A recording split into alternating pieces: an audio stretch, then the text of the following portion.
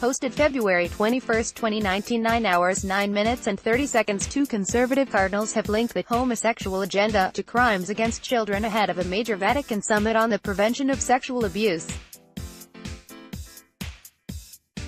Key points. The letter says the horrible crime of child abuse is only part of a much greater crisis. The Brisbane Archbishop rejects the letter, saying the problem lies in abuse of power. The Vatican is holding a summit on the prevention of child sexual abuse. In an open letter, American Cardinal Raymond Burke and German Cardinal Walter Brandmüller argued the abuse of children in Catholic institutions was not solely caused by an abuse of power by clergy but was part of a much greater crisis. The plague of the homosexual agenda has been spread within the Church, promoted by organized networks and protected by a climate of complicity and a conspiracy of silence, they wrote. Both cardinals are outspoken critics of Pope Francis and belong to a traditionalist wing of the Church that includes many that believe homosexuality is the main cause of clerical abuse.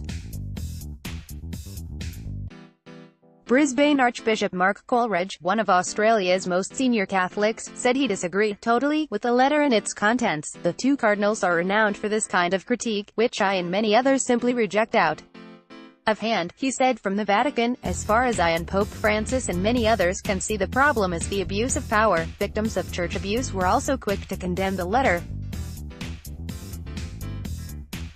On Wednesday, 12 victims met with prominent cardinals who organized the summit and said people's faith in the Vatican was washing away. American Phil Saviano was one of the survivors at the meeting. His story was told in the movie Spotlight after he gave information to journalists, which led to a major investigation into child abuse perpetrated by the Boston clergy. Mr. Saviano said blaming gay priests for the widespread abuse of children was inaccurate and a deflection. I think that trying to lump it all together on homosexuality is it's a dodge. B, it's not psychologically accurate. He said, it's not going to lead to a proper solution and it's also an insult to all of the women who have been sexually abused as children. The Vatican said Pope Francis called the landmark summit of 190 bishops and heads of Catholic religious orders to ensure church leaders are accountable to victims. Last week, the pontiff expelled Theodore McCarrick, a former cardinal and Archbishop of Washington, after the Vatican found him guilty of sexually abusing children and seminarians.